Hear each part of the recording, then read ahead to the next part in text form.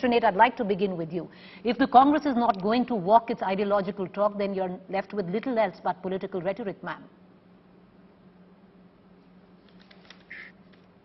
No, I think you've got it completely wrong. And I think I'll tell you where the BJP is making an error and where you all are walking into the trap.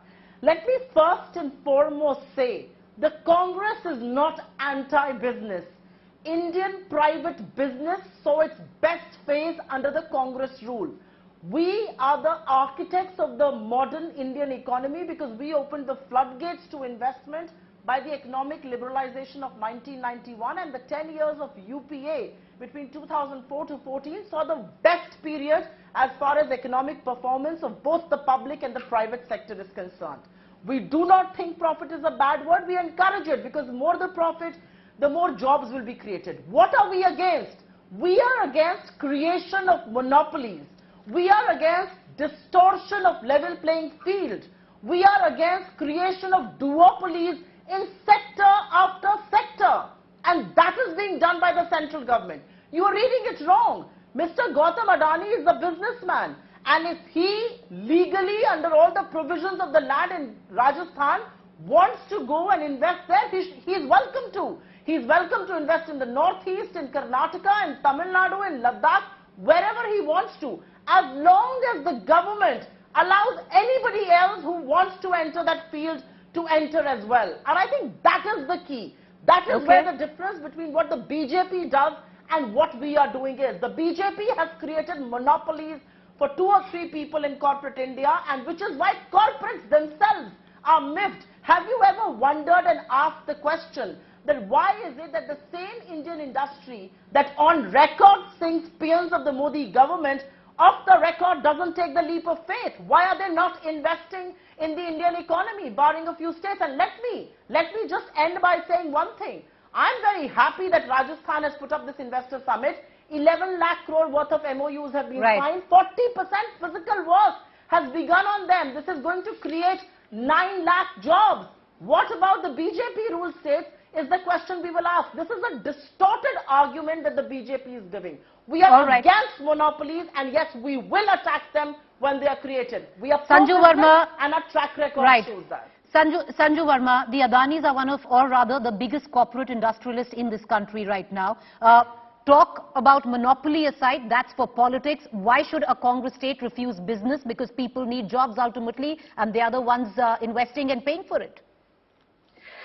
You know, Preeti, first and foremost, I'm amused. I'm not appalled. I'm rather amused at the double-speak and hypocrisy of the Congress. Just in 2020, in September, there is a tweet from the official Congress handle taking a jibe at Ambani and Adani by saying telecom to Ambani, airports to Adani, retail to Ambani, ports to Adani, defense to Ambani, solar to Adani, agriculture now to Ambani and Adani. These are the achievements of Modi government, which only focuses on making Ambani and Adani richer and Indians poorer. This is the tweet from the official handle of the Congress party, completely undermining the entrepreneurship which private sector thrives on. So for the Congress to sit here and give a bhashan on profitability, private sector, entrepreneurship is a bit too rich. Now I will just tell you a couple of things. The Modi government does not encourage oligopoly or monopoly or duopoly. But there are some interesting facts, Preeti, which your audience needs to know. Because for too long have we digested, this Ambani-Adani jibes by Rahul Gandhi and his lackeys. When was Adani Flagship Enterprises set up? It was in 1988, when you had Rajiv Gandhi as the Prime Minister and you had Amar Singh Chaudhary from Congress as the Chief Minister. You had Adani Power set up in 1996. You had Adani Wilmar set up in 1999. You had Adani Port set up in 1998. You had Adani Gas set up in 2004. You had Adani Transmission set up in 2013. And Adani Green Energy set up in 2015. The limited point I'm trying to make is that who gave Adani 3,000 hectares to set up the Mundra port? It was the Congress government. Who allowed Adani to take over the Kandla port? It was the Congress government. Who allowed Adani to rename Mundra port into Adani Ports? It was the Congress government. Just last year, when with Uddhav Thackeray and NCP in Maharashtra before they were booted out, they allowed Adani the rights to Dighi port in Maharashtra for you know how much?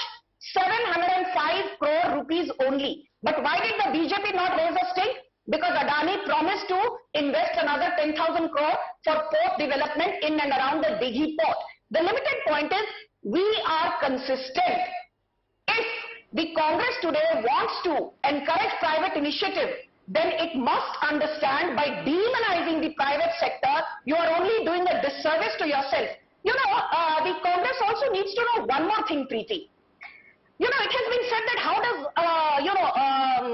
it happened that Adani suddenly becomes the, second richest or third richest man in the world. This was not the case earlier. Because please understand, the one business which has flourished for anyone who has a basic understanding of business is the power sector, because we all know, Preeti, in the last 2 years, oil prices shot up from $18 in April 2020 to $138 in March 2022 before they settled down now at $94. Okay. Then there has been a 600% rise in oil and natural gas prices. It is but natural that people who are invested in these businesses tend to have a disproportionate profit coming their way, which is what happened in the case of Gautam Adani as well. But now if you want to arrogate that to some kind of malafide motive by the BJP and Narendra Modi, it shows the Congress lacks common sense, Okay. lacks a Supriya basic Trinesh, understanding of business.